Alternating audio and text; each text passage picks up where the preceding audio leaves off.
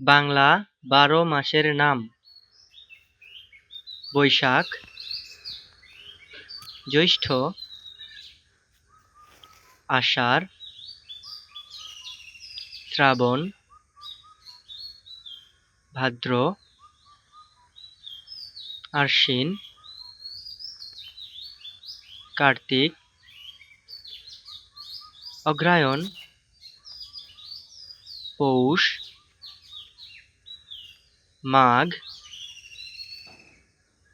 ফাল্গুন, চৈত্র।